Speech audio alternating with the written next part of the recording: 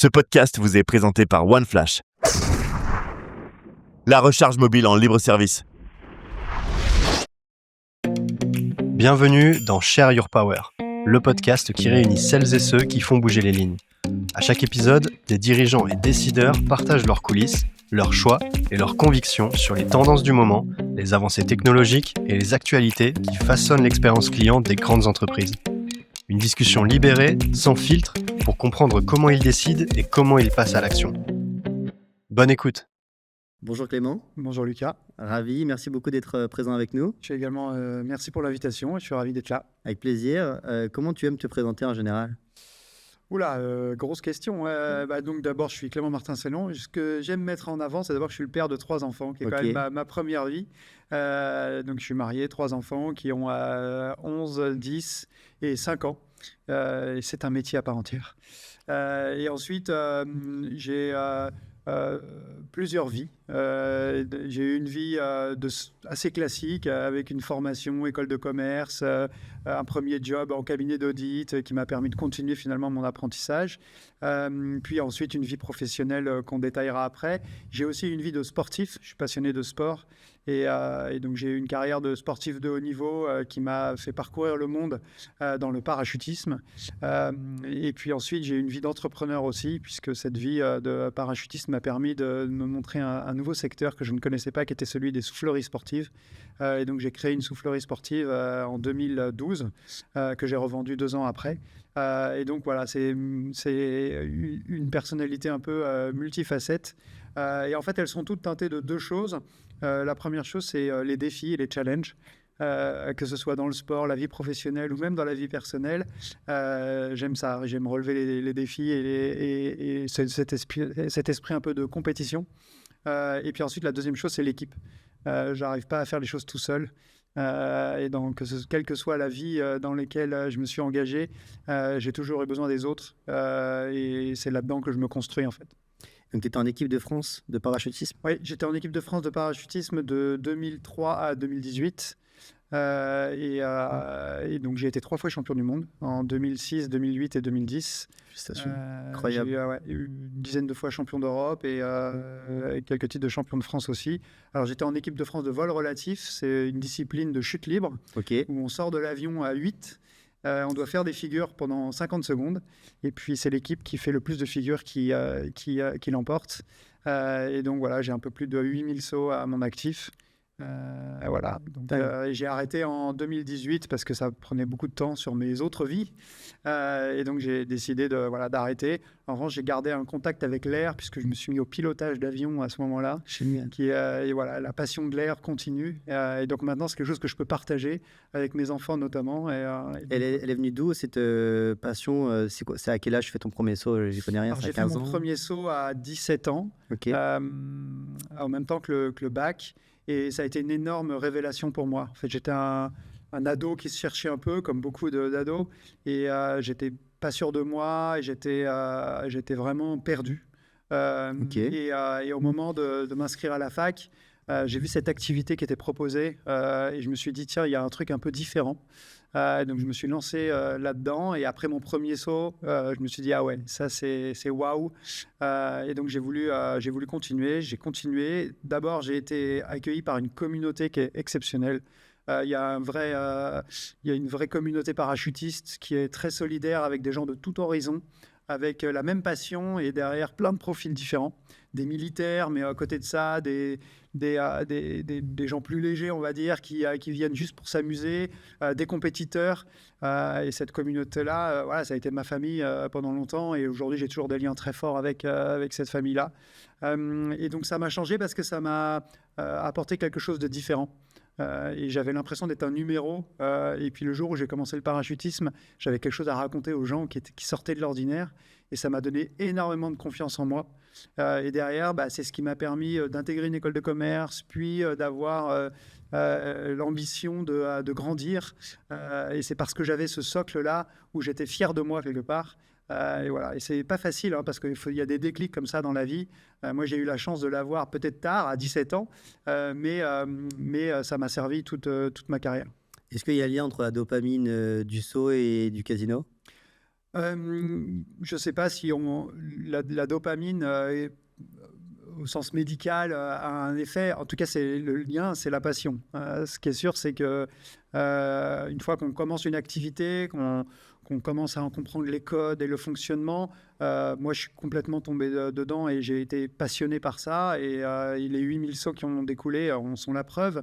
Et aujourd'hui, dans ce que je retrouve dans l'activité que j'exerce chez Barrière de directeur général des casinos, j'ai la même passion. J'ai la passion pour recevoir le client, pour créer des espaces qui vont marquer la mémoire des gens. Et c'est ça, pour moi, aujourd'hui, qui m'anime, c'est cette passion. Et là, effectivement, il y a les mêmes ressorts. On va parler de Barrière juste après. Donc, tu es passé côté régulation? Oui. Alors en fait, après à la sortie de mon école, j'ai intégré Arthur Andersen à l'époque, feu Arthur Andersen, qui était le cabinet d'audit un peu leader et à l'époque. Après, il y a eu l'affaire Enron en 2001, ce qui a compliqué les choses et ça a été racheté par Ernst & Young. Et du coup, j'ai basculé côté Ernst & Young. Et effectivement, pendant 10 ans, finalement, j'ai continué mon apprentissage de l'école au travers ce cabinet d'audit. C'est extrêmement formateur parce qu'on voit plein de secteurs différents, plein d'acteurs différents. On apprend les codes de la finance, on apprend les codes du fonctionnement de l'entreprise en général. Et donc, pour moi, j'ai vraiment vécu cette expérience-là comme une prolongation de mon apprentissage. Et ensuite, comme je suis quelqu'un qui aime les défis, on m'a proposé un challenge qui était celui de créer le marché des jeux en ligne. Okay. Et donc, j'ai fait une mission pour la mission de préfiguration de l'autorité de régulation à l'époque. C'était en 2009. Juste avant que le marché ouvre en 2010, le marché des jeux en ligne avec les paris sportifs, le poker et les paris hippiques. Et donc, j'ai rejoint une petite équipe qui était à l'époque présidée par Jean-François Villotte, ancien directeur de cabinet du ministre des Sports, et qui avait ce projet de réguler le secteur. Et donc, j'ai pu l'accompagner la création de ce marché pendant 9 ans. Donc de 2010 à 2019. Et ça a été une expérience extraordinaire. Et là aussi, un vrai défi à relever. Il fallait créer les conditions d'un marché régulé en régulant des acteurs de l'Internet qui n'ont pas l'habitude de l'être et avec des problématiques très différentes de la petite start-up qui débute, qui a des bonnes idées, mais qui n'a pas beaucoup de moyens et qui n'offre pas beaucoup de garanties du point de vue de l'État. Et puis d'autres plus grands groupes qui eux, arrivent avec plus de moyens. Et voilà, il a fallu jongler avec tout ça, délivrer les premiers agréments. Ensuite, forcément, il y a eu de la consolidation sur le secteur. Et aujourd'hui, c'est un secteur qui fonctionne correctement. On voit que les paris sportifs ont pris une place assez importante. Et le poker aussi en ligne continue de vivre. Et ça, c'est pour moi une fierté. C'est qu'on a construit les conditions d'un marché pérenne qui a permis d'assécher l'offre illégale et puis de se développer un certain nombre d'acteurs dans le jeu en ligne. J'ai pas du tout l'historique. Donc, en 2019, quand tu travailles sur cette régularisation de ce nouveau marché, est-ce qu'on peut dire que les acteurs traditionnels ont loupé le virage parce que moi, je voyais évidemment Barrière, Partouche, Joa, mais on les a pas vus exploser en digital tout de suite. Est-ce qu'ils n'y ont pas cru ou est-ce qu'ils l'ont pris, mais j'en suis pas... Chaque cas est un peu particulier. Le cas de Barrière est particulier. Il est arrivé sur le marché en 2010 faisant une joint venture avec la Française des Jeux, uniquement sur le marché du poker en ligne. Mais pour plein de raisons, ce mariage n'a pas bien pris. Il y a aussi des raisons technologiques. C'était un produit qui était développé in-house. Et c'est très rare dans le secteur de s'en sortir en développant un produit qui n'était pas forcément hyper prêt en 2010. Et puis finalement, quand le produit commençait à être pas mal, en 2014, le groupe a décidé d'arrêter les frais et d'arrêter l'activité de poker en ligne. Ça ne veut pas dire que le groupe Barrière ne reviendra pas un jour. Je pense que le secteur du jeu d'argent en ligne reste une composante importante dans le secteur des jeux en général. Et Barrière, qui est le leader des casinos terrestres, se doit peut-être aussi d'être présent en ligne. Mais c'est vrai que jusqu'à présent, ça a été plutôt que des échecs parce que la culture est différente, l'approche technologique est différente, l'approche du client est différente. Néanmoins, à la fin, c'est un produit qui ressemble, qui n'est pas le même parce que c'est là où j'interviens sur la partie casino terrestre. Moi, mon ambition, c'est de contrer cette digitalisation un peu globale de notre activité en proposant une expérience qu'on ne trouvera jamais avec son téléphone. Et aujourd'hui, quand on pousse la porte d'un casino barrière, pour moi, c'est créer une émotion, créer une expérience qui soit unique et qui donne envie vraiment d'y revenir et de passer un moment entre copains au casino. Je ne l'avais pas forcément noté cette question, mais ça me fait penser à Polymarket, que tu dois connaître. Oui. Vu que tu es passé du côté régulation et du côté jeu, est-ce que tu penses qu'en France, un jour, un Polymarket, donc Polymarket, pour ceux qui ne connaissent pas, c'est une boîte aux États-Unis qui a levé des milliards et des milliards avec BlackRock, je crois, bref.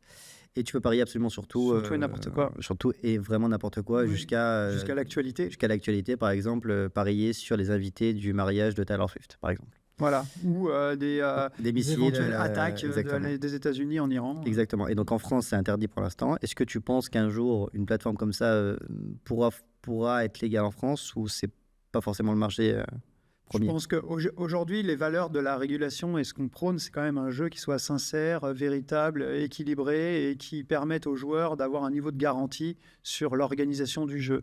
C'est pour ça d'ailleurs que les paris sportifs s'appuient sur des compétitions qui font l'objet d'une organisation officielle avec une fédération internationale qui s'assure aussi par un certain nombre de dispositifs que les compétitions ne seront pas truquées ou trucables par le biais des paris. Alors ça peut arriver, mais on essaye de limiter au maximum ce risque-là.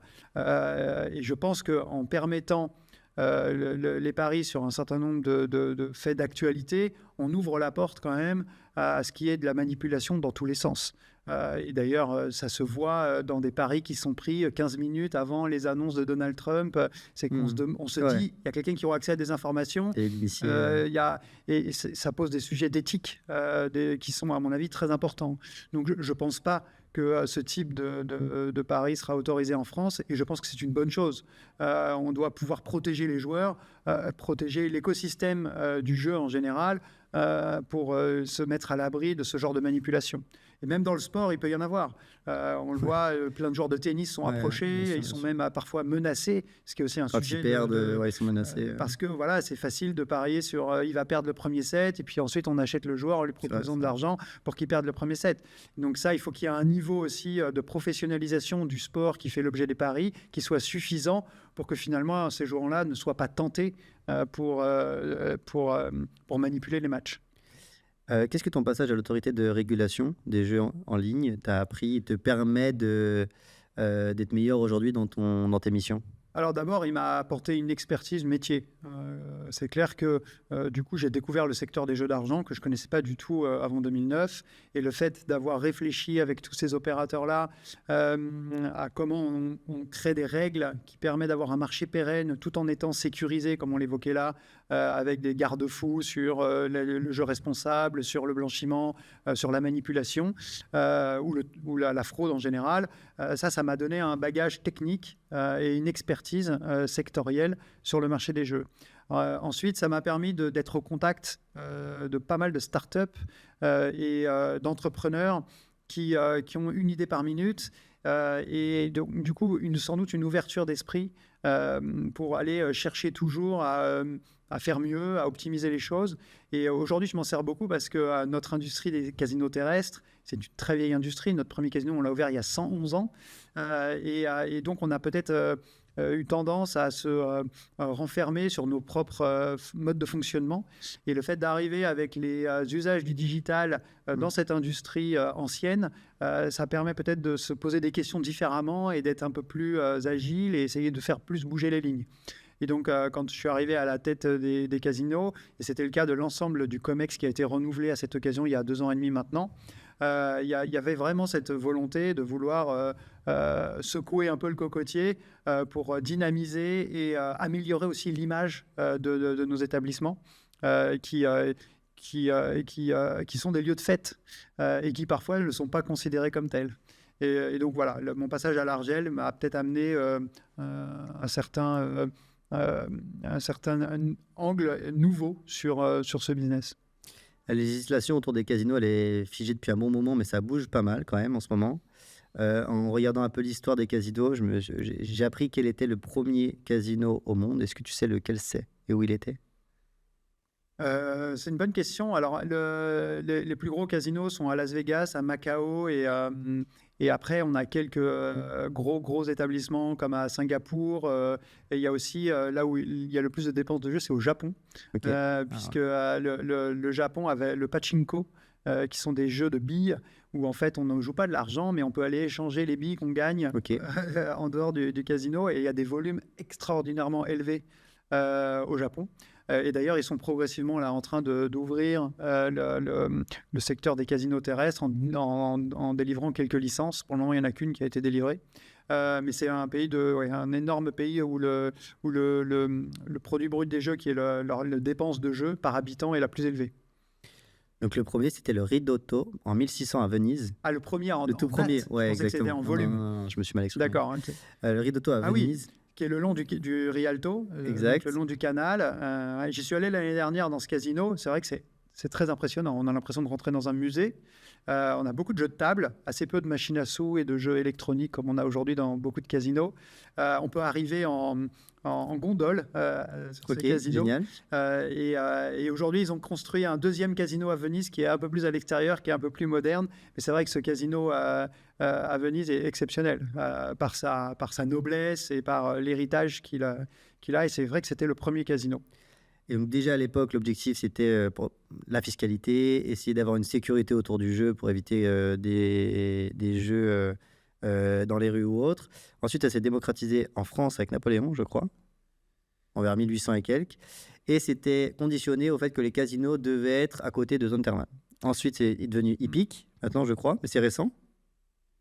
Je crois à côté d'hippodrome. Ah oui, alors en fait, les critères d'éligibilité des communes qui peuvent demander à un casino, c'est une liste assez longue et compliquée à lire, parfois même à interpréter, qui effectivement est la résultante de la volonté de mettre des casinos dans des lieux où il y a un intérêt touristique. Et en fait, pour faire que le casino contribue au rayonnement touristique de chacune des stations.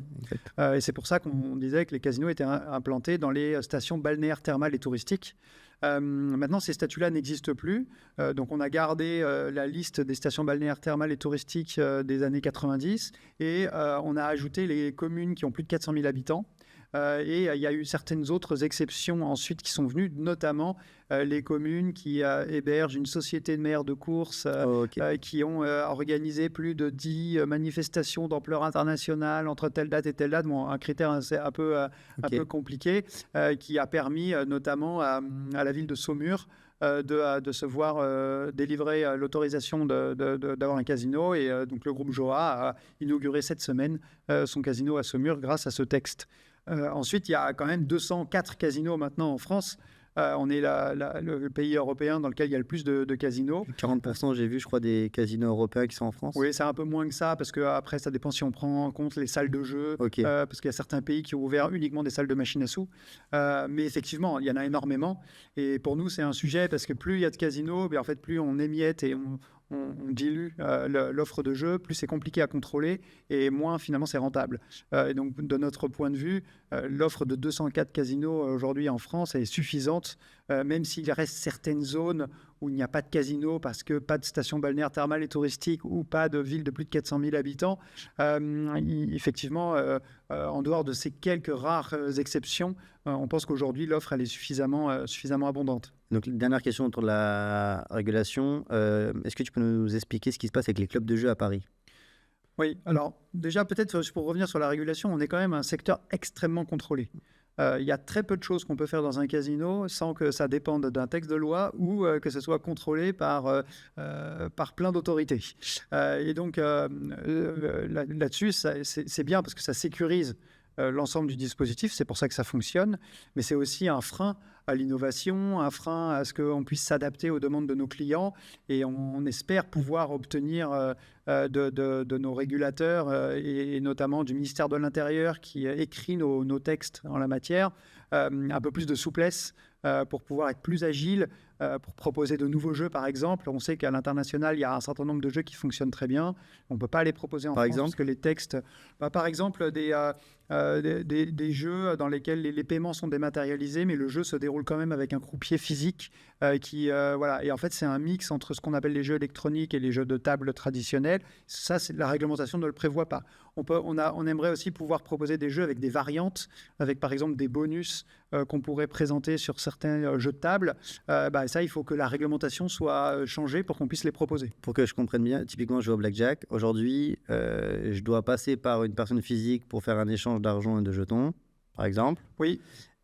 Et là, aujourd'hui, tu n'as pas le droit de payer directement avec ton téléphone via un TPE à côté. Exactement. Ça, tu n'as pas le droit. Et, en fait, on peut toujours acheter des jetons à la table. Ouais. Mais en revanche, aujourd'hui, il existe des technologies qui permettent d'avoir des jetons dématérialisés et qui permettent de payer directement ces jetons-là et qu'en fait, le croupier ne fasse que distribuer les cartes pour pouvoir faire en sorte que le jeu se déroule sans avoir forcément à gérer le paiement du joueur. Donc aujourd'hui, tu peux faire du 100% digitalisé avec les roulettes électroniques. Oui. Tu peux faire du 100% fiduciaire avec l'argent, mais tu ne peux pas faire un hybride, c'est ça ? Exactement. Et, parce que la réglementation ne le prévoit pas. Alors, il ne s'agit pas pour moi de dématérialiser la totalité des parcours. Les jeux électroniques le font et ça répond à un type de clientèle parce que nous, on insiste énormément sur le côté humain et le service qu'on doit à nos clients. Donc, ce n'est pas du tout l'enjeu de dématérialiser et de supprimer des collaborateurs pour qu'on puisse rendre le joueur complètement autonome. Au contraire. En revanche, il faut qu'on lui simplifie la vie et qu'il y a un certain nombre de tâches aujourd'hui qui sont faites par nos collaborateurs. On parle des croupiers là, mais c'est valable aussi pour les caissiers, pour les assistants de clientèle, pour un certain nombre de postes dans le casino, pour lesquels le digital peut amener une facilité dans l'exécution de ces tâches-là. Et en fait, ça lui permettra aussi de passer plus de temps dans le service aux clients. Et ça, aujourd'hui, on a des difficultés parce que les textes sont très rigides. C'est que très récemment qu'on a pu dématérialiser par exemple des registres. Avant, on devait tenir des registres papier avec des signatures à la main sur ces registres-là. Et donc, progressivement, on essaye de digitaliser tout ça, mais ça prend du temps. Et donc aujourd'hui, est-ce que tu peux nous parler un peu de ton scope ? Tu es directeur des jeux. Alors moi, je suis directeur des casinos. Donc il y a 33 casinos dans le groupe, bientôt un 34e, voire même un 35e avant la fin de l'année. Et effectivement, donc c'est à peu près 1 milliard de produits bruts des jeux, donc de chiffre d'affaires qui sont les dépenses des joueurs. Là-dessus, on paye quand même 57% de taxation, donc en chiffre d'affaires net, c'est nettement moins. Et donc je suis responsable des opérations de ces 33 établissements. 26 sont en France, 3 en Suisse, 2 en Égypte et 1 en Côte d'Ivoire. Et on a annoncé cette semaine la reprise d'un casino au Portugal, à côté de Porto, à Póvoa exactement, qui est une station balnéaire à une demi-heure de Porto. Et on a également un projet de casino en cours de construction qu'on espère ouvrir avant la fin de l'année en Albanie, à Tirana, une capitale albanaise, dans laquelle il y a une industrie du jeu assez florissante. Et donc, on essaie de s'internationaliser, parce qu'aujourd'hui, comme je le disais, avec 26 casinos en France, on est un peu trop dépendant du marché français et des fluctuations de régulation, de fiscalité. Et pour pouvoir pérenniser vraiment notre... même s'il n'y a pas de risque sur la pérennisation, mais pour pouvoir, disons, être moins dépendant des choix politiques français, on a décidé de s'internationaliser, que ce soit pour la partie jeu, mais aussi pour la partie hôtellerie. Ouais, puis même en termes de croissance, c'est limité quand tu as un parc qui est limité par définition. Exactement, et comme je le disais, on estime qu'avec 204 casinos, il y a déjà suffisamment d'établissements en France, avec des modèles économiques différents. Tous les casinos ne gagnent pas d'argent. Il y a des contraintes parfois locales qui sont très fortes, puisque comme on signe des contrats de DSP avec les mairies. Les mairies, parfois, nous imposent des dépenses culturelles, sociales ou artistiques qui font que l'équilibre économique est parfois fragile dans ces casinos-là. Et effectivement, pour pouvoir vraiment diluer notre risque, on a décidé de plutôt s'orienter dans un développement international. La question, elle est naïve, mais pourquoi un groupe comme Barrière, Joie ou Partouche garde des casinos qui ne sont pas rentables ? Est-ce que c'est de dire, en fait... les licences sont tellement sur 10, 15, 20 ans, on aura le temps d'être rentable plus tard. Est-ce que c'est question d'image ? Pour le groupe Barrière que je représente ici, la question ne se pose pas, puisque quasiment tous nos casinos sont à l'équilibre. On peut avoir une ou deux exceptions sur notamment la durée des investissements et le montant des investissements qu'on consent au début. Parfois, il y a des calculs qui pendant 5 ans, des BP qu'on n'arrive pas forcément à faire. Et du coup, c'est plus sur un très long terme qu'on essaye de rentabiliser ces établissements. Mais au global, disons en EBE, qui est l'excédent brut d'exploitation. Tous nos casinos sont à l'équilibre. Maintenant, la difficulté, elle est plus pour les tout petits établissements, ceux qui sont assez fragiles parce que leur charge fixe réglementaire, le fait d'avoir une personne à la caisse, etc., c'est complexe avec le volume d'activité qu'ils ont, d'équilibrer tout ça. Et comme on est extrêmement fiscalisé à hauteur de 57%, comme je le disais, très vite, on arrive sur des marges critiques. L'image des casinos, elle a beaucoup changé. Moi, j'avais l'image du casino un peu vieillot. Parfois, on imaginait les personnes âgées à la machine à sous. Ça commence à devenir de plus en plus sympa grâce aux jeux ou autres, grâce aux animations. Qu'est-ce que tu as pu observer, toi, en termes de changement de comportement dans les casinos ? Alors, d'abord, je regrette que les gens aient cette image-là, parfois de nos casinos, mais j'espère qu'on est en train de changer les choses. Et d'ailleurs, il n'y a pas que le groupe Barrière, hein. Je pense que c'est le cas de tous les groupes. Ah, bien sûr, le casino. Pour nous, ce qui est vraiment très important, c'est qu'on conçoive le casino comme un lieu de vie, comme un lieu de loisir, et comme un lieu où on va trouver une expérience qui nous permette de ressentir des émotions. Et en fait, ce qu'on vend, ce sont ces émotions. Notre métier, c'est de fabriquer des émotions. Et donc, on le fait au travers du jeu, évidemment. On va gagner, perdre, on va avoir des moments de suspense. Tout ça, ce sont ces générateurs d'émotions. À nous de les mettre en scène et de les sublimer, ces émotions, pour que ce soit vraiment de bons moments. Mais il n'y a pas que l'émotion du jeu. Il y a aussi la restauration et le spectacle. On a annoncé hier la collaboration avec Kev Adams pour le lancement d'un certain nombre de comedy clubs dans nos casinos. C'est parce que justement, on veut pouvoir faire de la sortie casino une sortie de loisirs où on va trouver du spectacle vivant, de la relation aussi avec les collaborateurs, de la restauration de qualité et une expérience de jeu. Et finalement, concevoir sa sortie en casino, c'est se dire pendant 1 heure, je vais aller à 19h au spectacle du Comedy Club, du Fridge Barrière Comedy Club qu'on a lancé avec Kev Adams. Puis ensuite, on va enchaîner avec un dîner. Et là, on espère rehausser la gamme vraiment de l'assiette dans nos casinos pour que chacun puisse venir en se disant il va bien manger dans le casino. Et puis ensuite, de finir, pourquoi pas, à la salle de jeu où on va aller passer un moment aux tables, évidemment, là aussi, pour ressentir ces émotions et l'excitation liée au jeu. Et donc, pour nous, la construction de l'image des casinos, elle doit se faire autour de ces 3 piliers que sont le spectacle, la restauration et le jeu. Et donc, chacun de nos casinos, c'est ce qu'on essaye de proposer. Alors, on n'a pas systématiquement une salle de spectacle ou un comedy club dans nos casinos, mais on propose des animations. On fait venir les week-ends des mentalistes, des magiciens, on fait venir des danseurs, on organise des cabarets. Et d'ailleurs, on est un des principaux employeurs d'intermittents du spectacle. Et ça, c'est souvent méconnu parce que quand on se dit casino Barrière, on imagine les machines à sous. Mais c'est aussi toute cette partie spectacle. Et on produit même nos propres spectacles. On a gagné, par exemple, à Lille, le prix 2 années de suite de la meilleure comédie musicale, prix du public. Et on produit nos propres spectacles à Toulouse, à Lille ou à Deauville. Et là aussi, c'est pour nous un vecteur de création, de contenu qui vont faire que le client et le joueur, quand il vient au casino, il sait qu'il va passer une bonne soirée et ressentir ses émotions. Typiquement pour les nouvelles générations, donc évidemment, Comedy Club, ça va leur parler, ils vont venir pour ça. Est-ce que sur le jeu pur, est-ce qu'il y a des différences avec d'autres générations ? Est-ce qu'ils vont rechercher les mêmes types de jeux ? Ou est-ce que vous développez des jeux un peu plus spécifiques à la nouvelle génération ? Alors, il y a 3 grandes familles de jeux. Il y a les jeux de table traditionnels.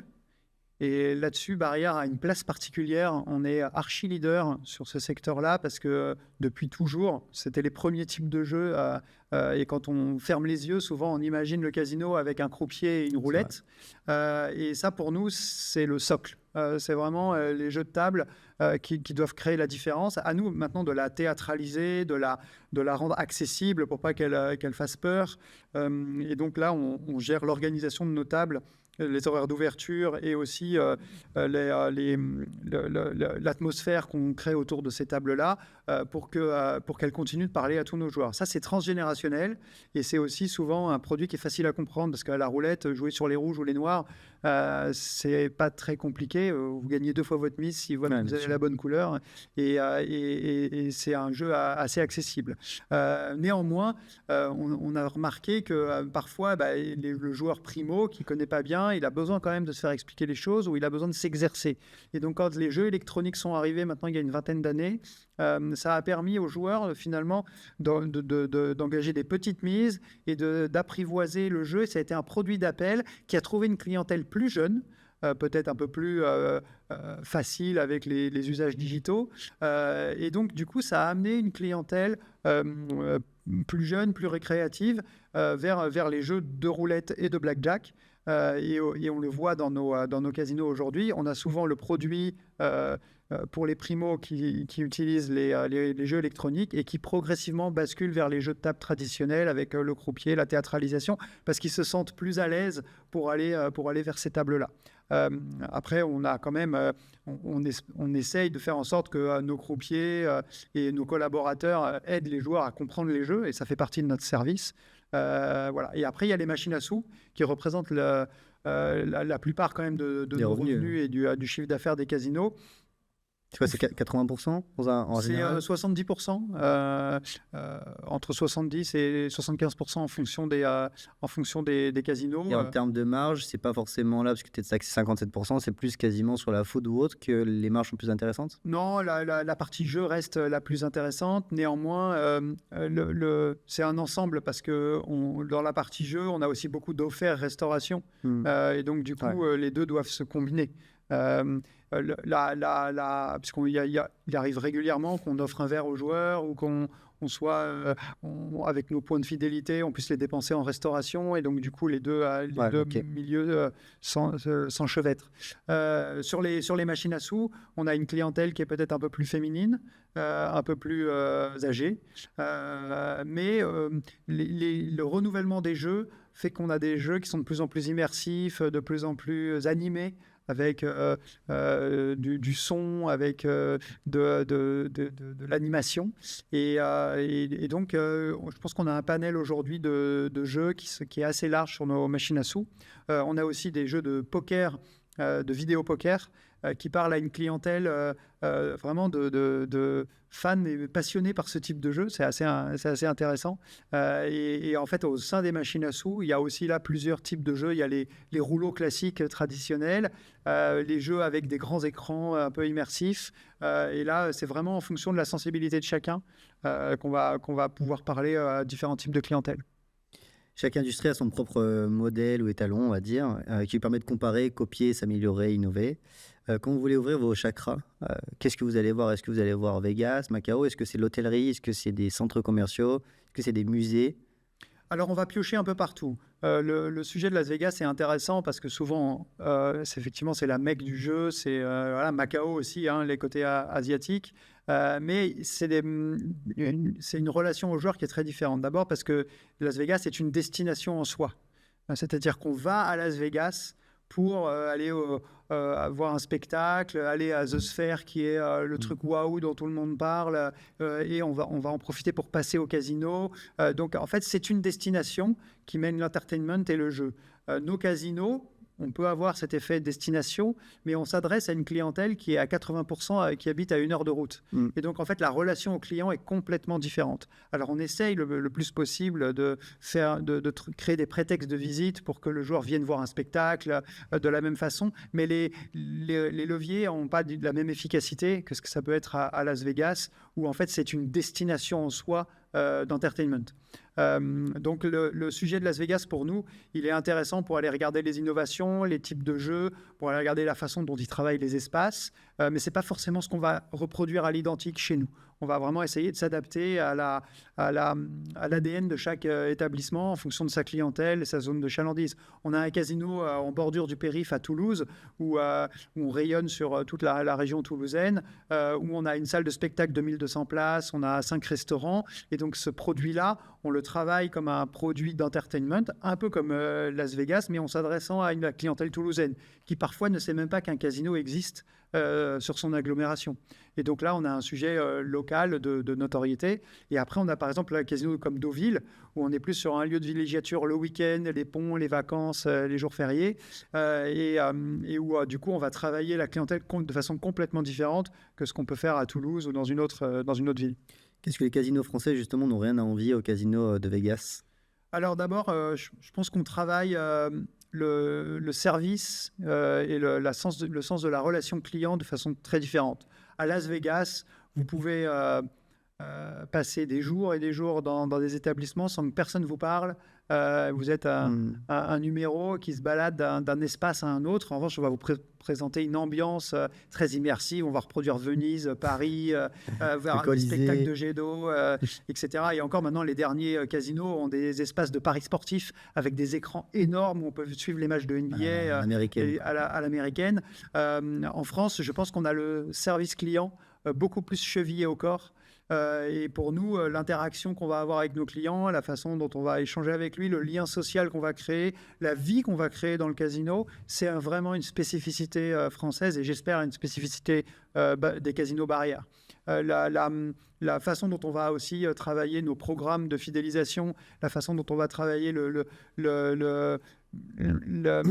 les animations dans le casino, c'est quelque chose d'assez unique en France et dont on peut être fier parce que vraiment on est assez créatif, on fait des opérations tous les mois qui mettent en avant des côtés ludiques et sympathiques du jeu. On a eu 2 vendredis 13 de suite par exemple là en février et en mars, ça nous a permis de créer des animations assez sympas avec des boîtes, avec de l'animation, avec un animateur qui vient commenter ces tirages. Et ça, c'est vraiment intéressant. Ça, on ne le retrouve pas dans les grandes places du jeu comme à Las Vegas ou à Macao. C'est quoi la plus grosse transformation digitale que tu as pilotée ou observée chez Barrière? Alors, chez Barrière, on a initié il y a presque 4 ans une transformation digitale. C'est qu'on était passé complètement à côté de l'utilisation du smartphone dans les casinos. On le voit, et ça a été l'apogée avec le Covid, où on avait le pass sanitaire, etc., avec l'utilisation du smartphone. Et en fait, dans notre industrie, que ce soit les programmes de fidélité, les paiements, même les actions marketing, tout ça était fait hors l'utilisation du smartphone. Et on a décidé de réintroduire le smartphone dans tous les parcours et d'utiliser l'application Barrière Play pour digitaliser le programme de fidélité, digitaliser les paiements. Et on peut utiliser aujourd'hui dans tous les casinos français, on peut utiliser notre application pour alimenter un compte et ensuite venir et alimenter sa machine ou aller à la caisse des jeux de table pour acheter les jetons. Et ça, c'était une vraie innovation parce que c'était un changement complet dans tous nos process, aussi dans la relation qu'on a eue avec nos autorités. Et je dois dire que là-dessus, elles ont été plutôt facilitantes parce que, évidemment, ça amène un peu plus de sécurité. On a aussi pas mal de joueurs qui, quand ils se voient payer un jackpot, par exemple, de, je sais pas, 5 ou 10 000 euros, et que vous allez à la caisse récupérer votre jackpot et que devant tout le casino, on vous étale les billets, ça peut y avoir un côté un peu anxiogène. Aujourd'hui, ça nous permet d'alimenter l'application. Et ça, c'est un confort pour le joueur. C'est aussi plus de fluidité, de facilité. Et donc, on a à la fois ces aspects de paiement, les aspects aussi liés au programme de fidélité qui est maintenant intégralement digitalisé. Et puis aussi pour tout l'aspect relationnel avec le joueur, de pouvoir lui pousser plus facilement l'actualité du casino, les spectacles, la restauration. Et on utilise beaucoup cette application comme une vitrine aussi de toutes nos actions. Il y a un objet qui a disparu, qui devient en tout cas de plus en plus rare, c'est les gros porte-monnaies, gros portefeuilles. Justement, on avait énormément de cartes à l'intérieur. Moi, je me rappelle celui de mon père, il était lourd, encombrant. Nouvelle génération, on a juste notre téléphone. Oui. Je viens de voir d'ailleurs que l'ID, on peut commencer à mettre son ID, pas le passeport, je crois, l'ID, carte vitale et un permis de conduire sur son téléphone. La vraie question, c'est est-ce que demain, ça sera possible de rentrer? Je trouve que c'est déjà le cas, donc au cas où tu vas me le dire. Et moi, j'avoue que ça m'est arrivé au moins 5, 6, 7 fois de ne pas pouvoir rentrer dans un casino parce que je n'avais pas ma carte d'identité. Ouais. Alors ça, là, les textes, pour le coup, sont très clairs. Il faut qu'on soit en capacité de vérifier un certain nombre de choses au moment de l'entrée dans le casino, notamment que tu n'es pas interdit ministériel, que tu n'as pas fait l'objet d'une limitation volontaire d'accès dans le casino, que tu n'es pas mineur. Et ça, c'est un incontournable.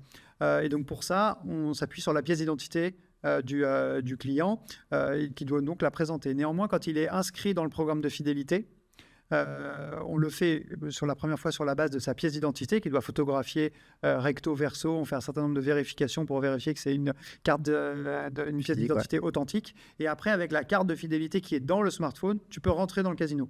Donc une fois que tu as fait l'enrôlement avec le compte joueur, tu seras capable de rentrer avec ton application dans n'importe quel casino du groupe grâce à un QR code qui change toutes les 15 minutes, etc., qui sera alimenté, qui te permettra de passer ce qu'on appelle la VDI. Et il y aura le même type de vérification. On continuera de vérifier que tu n'es pas mineur, que tu n'es pas interdit de jeu, etc., etc. Mais pour la première fois, pour ceux qui ne sont pas encartés, puisque par définition, c'est les nouveaux clients, souvent. Là, ils doivent avoir la pièce d'identité. Et demain, le digital, ça marchera pas? Alors, on discute avec les autorités pour pouvoir accepter l'identité numérique de France Identité. Exactement.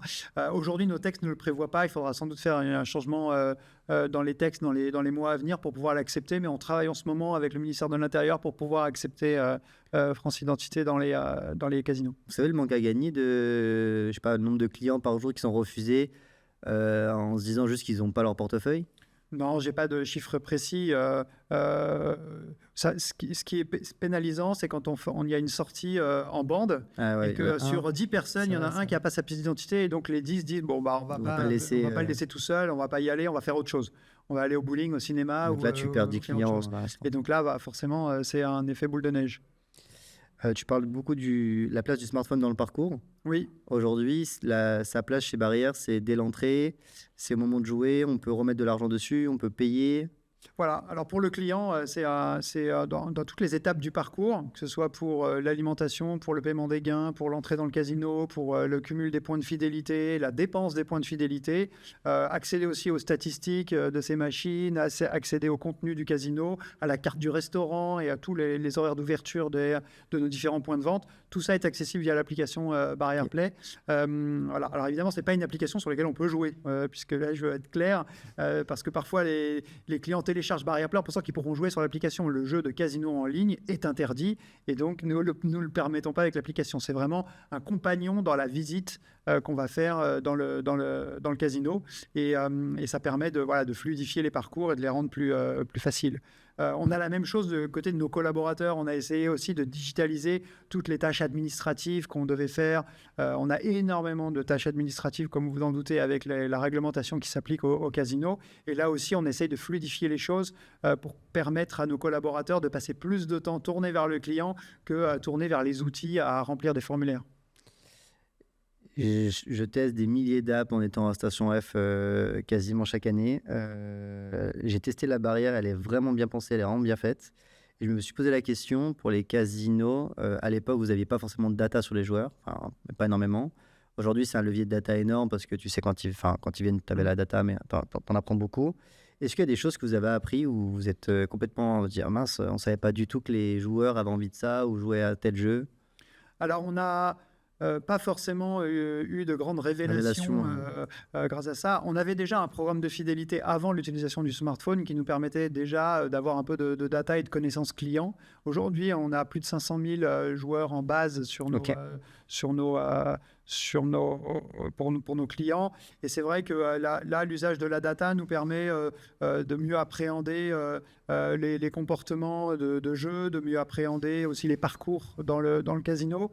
Mais on n'a pas eu de vraies révélations. Voilà, notre sujet le plus important, c'est la satisfaction.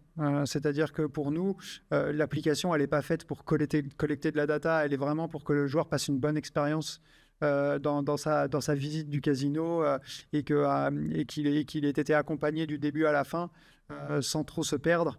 Et c'est là que l'usage de l'application est le plus utile. La notion de temps passé dans un casino, elle est hyper importante. On le voit, moi je l'ai vu à Vegas, on a été invité au CES et ils font tout pour que tu restes à l'intérieur. On avait appelé cliché de pas d'horloge ou autre, mais bon, je pense que ça va plus loin que ça. Aujourd'hui, comment vous travaillez cette notion de temps passé dans vos établissements? Ouais. Alors, c'est vrai que dans les années 80-90, il y avait cette notion de il faut que le joueur Ouais, on bien sûr. perde pour qu'il soit complètement. Il perde la notion du temps, est-ce qu'il fait jour, est-ce qu'il fait nuit, etc., pour qu'il soit à fond dans le jeu. Aujourd'hui, on a complètement quitté ces mécanismes-là, et bien au contraire, aujourd'hui, ce qu'on veut, c'est apporter du confort aux joueurs. Donc, la plupart du temps, le confort, c'est quand même de voir la lumière du jour. Et donc, nos casinos, on est en train de plus en plus de les ouvrir. On vient par exemple de rénover le casino de Dinard, qui a une magnifique vue sur la mer et sur la plage, qui est sans doute la plus belle vue de Dinard.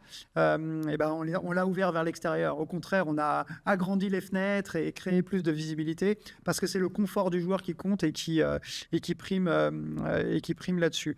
Après, pour nous, le temps de jeu, il va passer par la satisfaction client. Quelqu'un qui est content de l'expérience qu'il vit, peut-être qu'il viendra, il restera pas plus longtemps, mais il reviendra. Et c'est ça qui compte pour nous, c'est que quand un joueur sort du casino, il est passé une bonne soirée, il est passé un bon moment. Évidemment, il peut avoir gagné, il peut avoir perdu.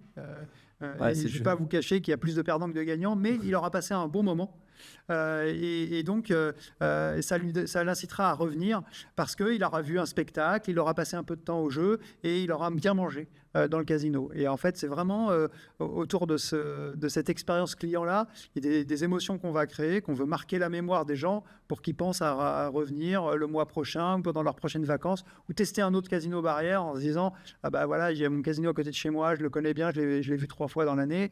Bah tiens, quand je vais aller à Biarritz ou à Royan en vacances, je vais pousser la porte du casino parce que voilà, je vais retrouver cet ADN-là. » Et d'ailleurs, on est en train d'essayer de déployer un concept intégré qui va s'adapter en fonction de chacun de nos casinos, mais pour qu'on retrouve les mêmes codes et les mêmes piliers dans l'expérience client dans tous nos casinos et pour quelque part que la marque Barrière soit la garante d'une expérience et d'un type de service et d'accueil qu'on doit à nos clients.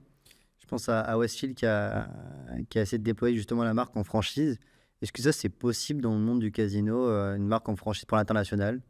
Alors, pour la France, c'est pas possible, déjà, réglementairement parlant. À l'international, en fait, ce qu'on peut être amené à faire, c'est ce qu'on appelle plutôt des contrats de management. C'est-à-dire que, en fait, il y a un opérateur local qui veut s'appuyer non seulement sur la marque Barrière, sur les codes et le concept Barrière, mais aussi sur l'expertise opérationnelle. Et donc, finalement, on va venir en tant que consultant, mais que prestataire, pour opérer le casino.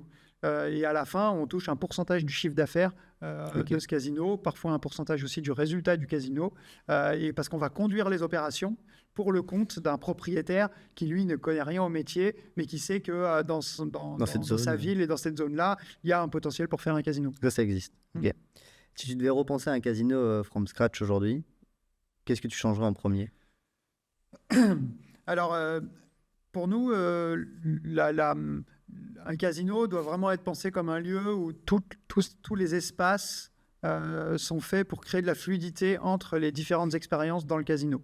Par exemple, là, dans notre casino à Montreux, qui est un des plus gros casinos suisses, on a repensé les espaces pour qu'il y ait plus de fluidité avec la restauration. On a fait même une zone de jeu d'arcade qui permet d'apporter une expérience d'entertainment supplémentaire et de créer vraiment cette zone de loisirs en apportant des activités supplémentaires. Et je pense que plus on aura des casinos pluriels avec du spectacle, pourquoi pas des expos parfois, et du jeu, de la restauration, etc., plus on créera une identité liée au loisir qui permettent de garantir un niveau de satisfaction à nos clients.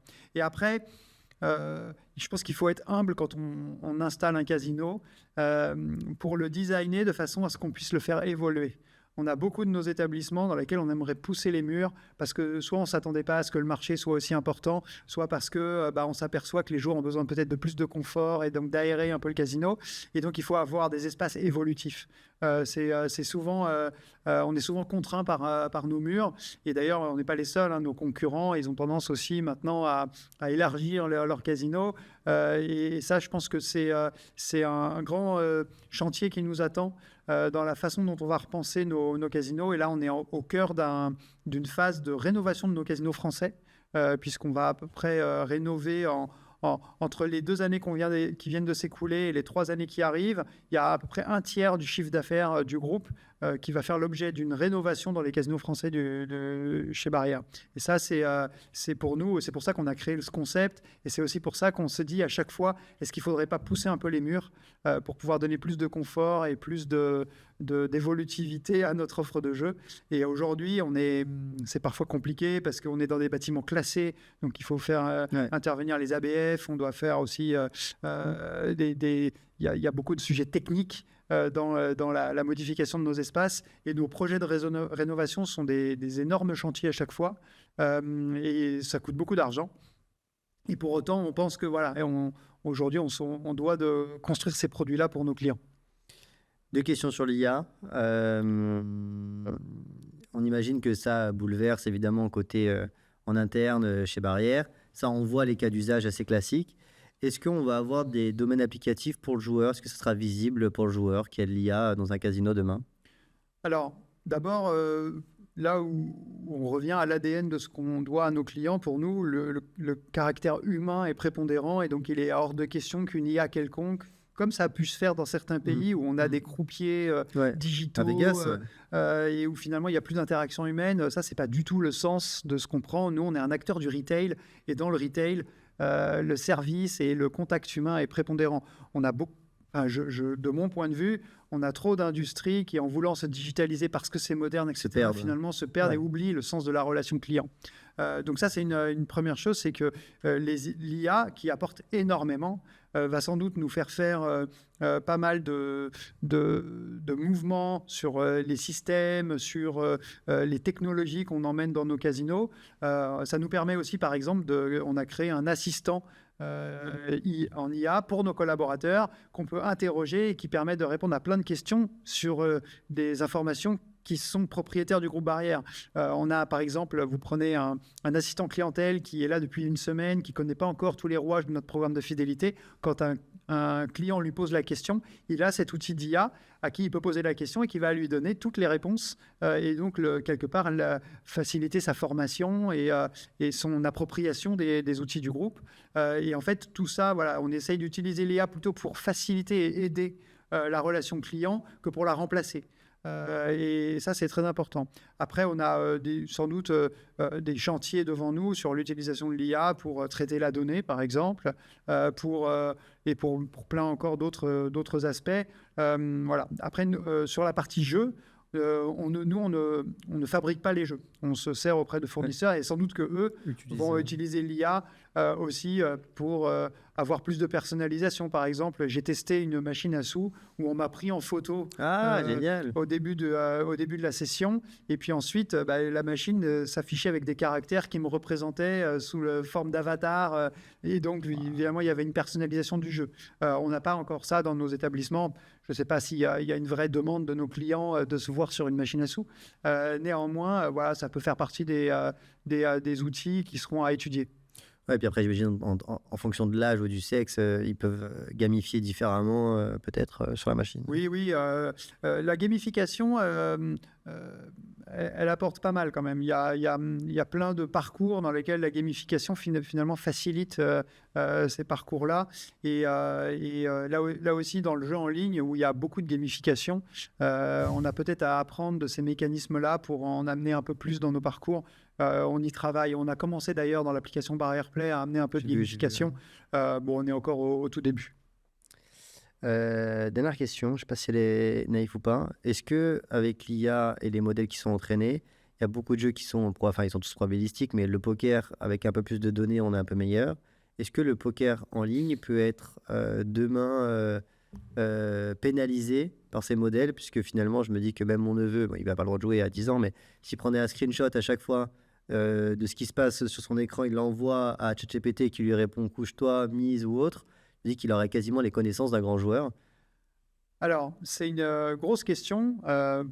Si on parle des opérateurs de jeux en ligne, ils ont maintenant des équipes hyper importantes dédiées à la détection parce que c'est une fraude de se faire assister par, ok. et ils ont des outils de détection qui analysent des centaines de types de données, les mouvements de la souris, le temps qu'on met à répondre à une main, la probabilité, l'écart par rapport à la probabilité maximale de répondre de la meilleure des façons mathématiques. C'est-à-dire qu'on va dire le profil idéal du joueur qui serait le meilleur joueur du monde, ça serait de répondre ça. Où est-ce que mon joueur se situe par rapport à cette pratique-là pour savoir s'il y a un sujet d'assistance ou pas. Et en fait, ça existe depuis des dizaines d'années, parce qu'avant que l'IA existe, on utilisait des robots qui soit jouaient à notre place, soit nous aidaient à prendre des décisions. Et donc maintenant, les opérateurs ont développé des outils de détection de ce genre de système extrêmement élaborés. Et ça peut aller jusqu'à ce que certains opérateurs demandent aux joueurs de se filmer en train de jouer pour vérifier qu'ils n'utilisent pas d'assistant au moment où ils jouent, etc. Donc vous avez plein de mécanismes après de contrôle, de vérification qui sont mis en place. Dans nos casinos, on n'a pas encore l'assistance. Voilà, même si on est très méfiant des oreillettes, par exemple, et des gens qui viennent, qui filment avec des lunettes les parties, et qui utilisent des oreillettes qui communiquent avec l'extérieur. Donc, on a maintenant des outils qui détectent tous ces systèmes-là. La fraude est possible. Enfin, elle n'est pas impossible. Mais tous les jours, on essaye de lutter contre cette fraude pour pouvoir les arrêter. Et on travaille avec la police des jeux de façon très étroite pour justement limiter ce type de fraude. J'avoue, vous êtes quand même moins exposé que les jeux en ligne pour le coup. Oui, mais on l'est quand même. Typiquement, les Ray-Ban maintenant sont interdits directement. Je ne me suis pas posé la question. Les Ray-Ban oui. On demande aux joueurs de les retirer, ou quand on a des lunettes connectées qu'on voit dans nos casinos, on demande aux joueurs de les retirer. Même quand ils sont hors jeu, parce que t'as pas envie. Enfin, moi, j'ai pas envie qu'on me filme dans un casino, quoi. Oui, c'est interdit en tout cas. Okay. Après, je ne vous dis pas que si quelqu'un pendant 10 minutes circule dans un casino avec ses lunettes, on ne va pas tout de suite le voir.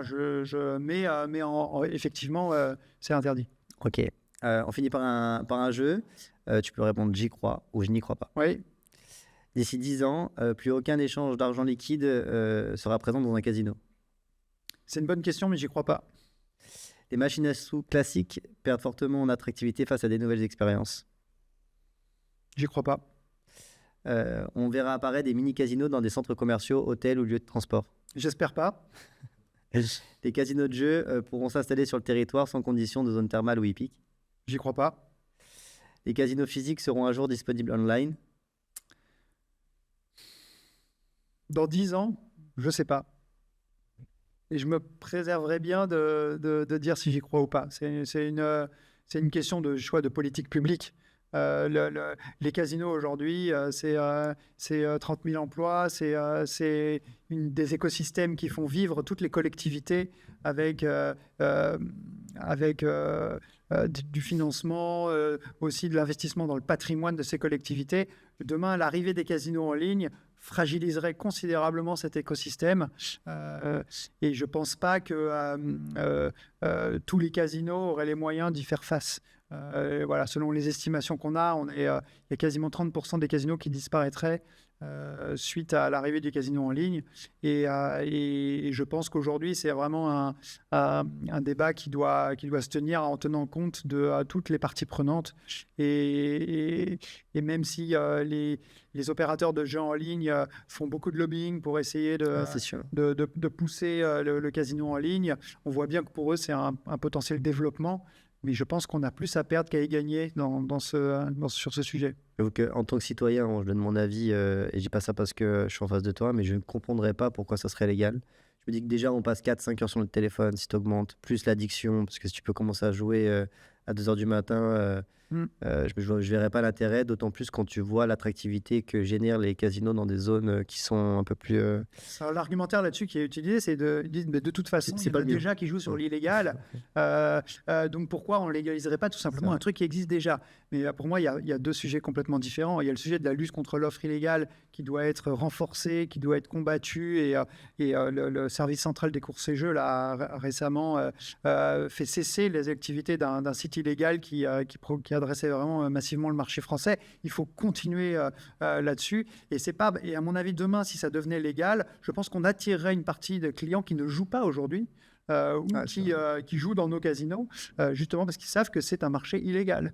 Et je pense que même si effectivement il y a une offre illégale qu'il faut combattre, ouvrir le marché des jeux en ligne, des casinos en ligne, serait à mon avis une mauvaise réponse à cette problématique. Et j'imagine que les jeux en ligne doivent dire oui, mais du coup on va recruter en ligne qui viendront ensuite dans vos casinos. Ils doivent utiliser ces arguments ou...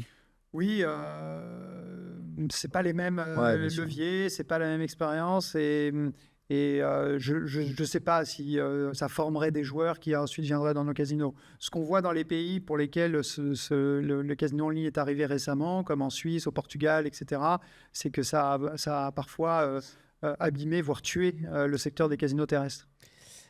Donc on revient sur le jeu. Des tables avec des croupiers augmentés ou assistés par IA deviendront la norme. Oui, mais les croupiers doivent exister et continuer d'exister. Les expériences de casino à domicile deviennent aussi immersives que casino physiques. Non. Les casinos fonctionneront comme des hubs de loisirs avec des espaces jeux, avec notamment une dizaine d'autres jeux. Bien évidemment, c'est exactement le sens de ce qu'on fait aujourd'hui tous les jours dans nos casinos, de la façon dont on les conçoit, dont on les rénove. Et donc, c'est exactement ça. La biométrie remplacera totalement les documents physiques dans le parcours. Ça, c'est plus un sujet de société et de digitalisation globale. Nous, on accompagnera, quoi qu'il arrive, les évolutions là-dessus. On parlait tout à l'heure de France Identité. Je ne sais pas s'il y a beaucoup de secteurs qui acceptent et qui utilisent France Identité aujourd'hui. Mais c'est un sujet. Est-ce que demain, quand vous allez prendre l'avion, vous pourrez montrer votre identité, France Identité, pour pouvoir faire un vol dans l'Union européenne ou même en dehors? Aujourd'hui, je crois que ce n'est pas possible. Donc, je pense que voilà, toute l'économie doit s'adapter à ces nouveaux usages. En tout cas, il faudra de la batterie à ce moment-là. Dernière barrière dans 10 ans sera présente dans 10 pays. Pourquoi pas? Alors quand on parle de barrières aujourd'hui, on parle aussi des 20 hôtels de luxe que nous avons et des 150 restaurants. Donc, on est déjà présent dans plus de 10 pays. Pour la partie casino, oui, j'espère. Mais écoute, merci beaucoup. Je finis toujours avec la DRDDR. Est-ce qu'il y a une question que tu aimerais qu'on te pose et qu'on ne te pose pas forcément en entretien Non, il y a un aspect qui est plus un aspect collaborateur et humain que je pense important d'avoir et de rappeler. C'est on fait à peu près 1000 recrutements, un peu plus de 1000 recrutements de CDI chaque année. Et le groupe Barrière et travailler dans nos établissements, c'est souvent un mariage qu'on fait pour la vie, avec des progressions dans nos établissements qui permettent un ascenseur social et humain que peu de sociétés sont capables de proposer. On a énormément de directeurs généraux de nos établissements qui ont fait leur premier job en étant croupier ou en étant assistant clientèle ou en étant barman dans nos casinos. Et en fait, il y a une vraie valeur à ça. Il y a une vraie valeur parce qu'on peut se projeter à long terme. Et quand on rentre dans un groupe familial français, qu'est le groupe Barrière, finalement, on sait qu'on peut être fier de ce qu'on fait et continuer à progresser. C'est vraiment une donnée importante pour nous parce que c'est ce qu'on veut cultiver au quotidien avec nos équipes. C'est à la fois de bien traiter le client, mais aussi bien traiter le collaborateur en lui proposant des parcours, en l'accompagnant. Et on est très fiers souvent des réussites dans le groupe avec des gens qui ont 30-40 ans d'ancienneté et qui ont franchi toutes les étapes pour pouvoir diriger des établissements parce que finalement, quel que soit son diplôme, quel que soit son parcours, on va pouvoir, sur sa simple valeur et sur la qualité de son travail, on va pouvoir progresser. Et on a des directeurs généraux aujourd'hui qui ont été pompiers, qui sont passés par plein de parcours, mais par la qualité de leur travail, ils ont pu progresser, ils ont été reconnus et donc on a pu les faire monter jusqu'au poste de directeur général. Merci pour ce dernier mot. Merci à toi. C'est la fin de cet épisode. Merci de l'avoir écouté jusqu'au bout. S'il vous a plu, n'hésitez pas à le partager et à en parler autour de vous. À bientôt pour le prochain épisode.